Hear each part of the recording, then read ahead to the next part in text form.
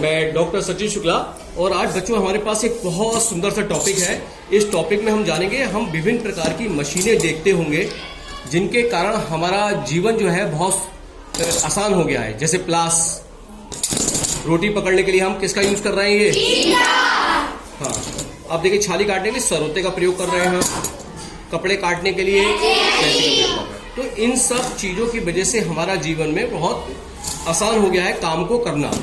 तो देखिए सरल मशीन, सबसे पहले आता है सरल मशीन कितने प्रकार की होती हैं। तो सरल मशीन 5 प्रकार की होती है। उत्तोलक, पेच, झुकातल। झुकातल क्या है? झुकातल के माध्यम से आप देखो इस गाड़ी पे दिखा रहे हैं कि कितना आसान हो गया सामान को ऊपर चढ़ाना। आपने देखा होगा आपके विद्यालय में रैंप है लगी हुई, तो रैंप पे आसानी से कोई गाड़ी स्ट्रेचर लाना, आसानी से गाड़ी चढ़ाना आसान है ना? हाँ।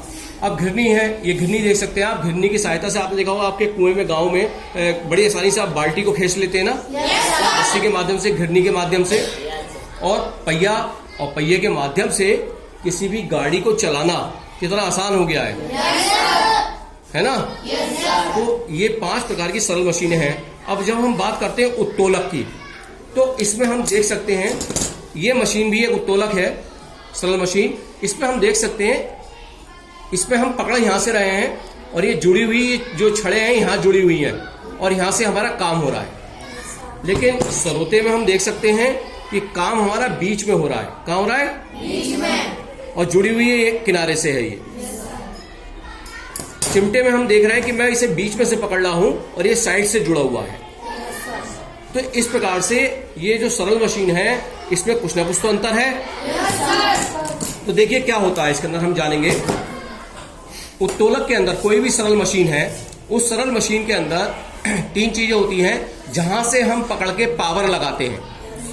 जहां से हम पावर लगाते हैं, ताकत लगाते हैं, उस हिस्से को हम क्या कहते हैं? अयास। जहां से ये दंड, ये छड़ जुड़ी होती है और जिस बिंदु के परिताई घूम सकती है आसानी से, जिस बिंदु के परिताई जुड़ी होती है और घूम सकती है, तो उस बिंदु को हम क्या कहते हैं? आलम्ब।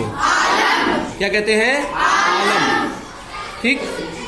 अब इसके बाद हम देख सकते हैं जहां पे हम काम करते हैं। मान लीजिए मुझे इस पेपर को फाड़ना है, तो देखिए यहां पे मैं काम कर रहा हूं।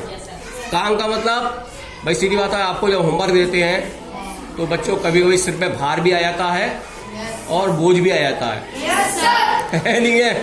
तो जहां पे काम होता है तो उस काम को हम क्या कह सकते हैं? भार या बोझ। तो ये हमारा भार हो गया। तो इस प्रकार से आलम, अयास और भार के हिसाब से मशीनों को हम 3 प्रकार के उत्तोलक में बांट सकते हैं। तो उत्तोलक के प्रकार, प्रथम प्रकार के उत्तोलक, तो प्रथम प्रकार के उत्तोलक वो होते हैं जिसमें बीच में कौन है? आलम। जैसे देख सकते हैं कैंची, जहां जुड़ा हुआ है ये आलम, ये अयास हो गया और यहां पे क्या हो गया? भार। ऐसे ही हम प्लास में देख सकते हैं, प्लास के अंदर मैं यहां से पकड़ा हूं अयास, यहां से हम पकड़े हुए हैं, यहां से हम काम करते हैं, ये भार हो गया और ये जुड़ा हुआ बीच में है। तो प्रथम प्रकार के उत्तोलक में क्या होता है? आलम जो होता कहां होता है? बीच में। देखा आपने? तो इसके उदाहरण कैसे हो गए? जैसे कैंची, प्लास, और आपने देखा हो झूला, ये आपका झूला होता है तो बच्चे बैठे होते हैं, बीच में जुड़ा होता है और किनारों पे बच्चे बैठे होते हैं, यानी बीच में कौन है? आलम। तो बीच में जब आलम है तो वो क्या है? प्रथम प्रकार के उत्तोलक। अब आती है द्वितीय प्रकार के उत्तोलक की बारी। द्वितीय प्रकार के उत्तोलक कौन से होते हैं जिनके बारे में हम जानेंगे। तो द्वितीय प्रकार के उत्तोलक में हम देख सकते हैं भार बीच में होता है। देखिए ये सरोता है जिससे हम छाली काटते हैं और इसमें आप देख सकते हैं कि बीच में कौन है? भार। और ये आलम, और जहां से हम ताकत लगाते हैं पकड़ के, वो क्या होगा? अयास। बीच में कौन है? भार है बीच में। तो बीच में जब भार है तो ये मशीन क्या कहलाएगी? द्वितीय प्रकार के उत्तोलक। तो जैसे आपने देखा हो नींबू का रस निचोड़ने वाली जो मशीन होती है, बीच में हम नींबू रखते हैं, है ना? तो वहां पे काम हो रहा है, यानी भार, साइड से हम पकड़ते हैं और ये जहां जुड़ा होता है वो क्या कहलाएगा? आलम। तो नींबू निकालने वाली मशीन हो, चाहे सरोता हो जो मेरे हाथ में है, या कूड़ा उठाने वाली गाड़ी, तो आप देख सकते हैं बीच में भार, इधर जुड़ा हुआ है आलम, और जहां से हम पकड़ते हैं गाड़ी को, उसे कूड़ा पकड़ने वाले, वो अयास हो। तो ये द्वितीय प्रकार के उत्तोलक के उदाहरण थे। अब हम बात करते हैं तृतीय प्रकार के उत्तोलक। ये देखिए मेरे हाथ में चिमटा है। अब चिमटे से मुझे अगर कोई चीज, रोटी पकड़नी है या कोई चीज पकड़नी है, तो देखिए जहां से जुड़ा हुआ है ये क्या है, आलम। जहां से हम बीच में से तो पकड़ते हैं, और यहां से हम अगली चीज को उठाते हैं। जैसे यहां से रोटी या कोई चीज हमने उठाई है इस तरीके से, तो मैं बीच में कौन आया, अयास। जहां से पावर लगा रहा हूं, जहां से ताकत लगा रहा हूं, यानी अयास, पावर। और जहां जुड़ा होता है आलम, वो क्या हो, फलक्रम हो गया। और जहां पे काम हो रहा है वो भार, यानी वेट। तो यहाँ इसमें तृतीय प्रकार के उत्तोलक कौन से होते हैं, जिसमें बीच में क्या होता है, अयास। तो हमें पता लगा कि जो हमारे 3 प्रकार के उत्तोलक होते हैं, प्रथम प्रकार के उत्तोलक में बीच में आलम होता है,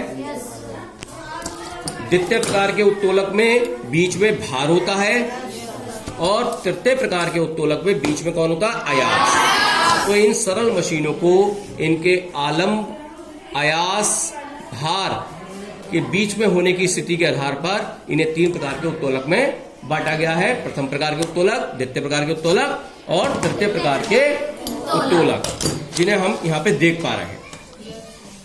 और कुल मिला के हमारी सरल मशीन कितने प्रकार की है, कितने प्रकार की है, 5। जिसमें उत्तोलक हो गए हमारे, पेच हो गया, झुका तल हो गया, घिरनी, और क्या हो गया, पहिया। तो इस प्रकार मैं डॉक्टर सचिन शुक्ला, और इस प्रकार से हमने जो उत्तोलक हमारे पाठ है, उत्तोलकों के पाठों को हमने जाना। मैं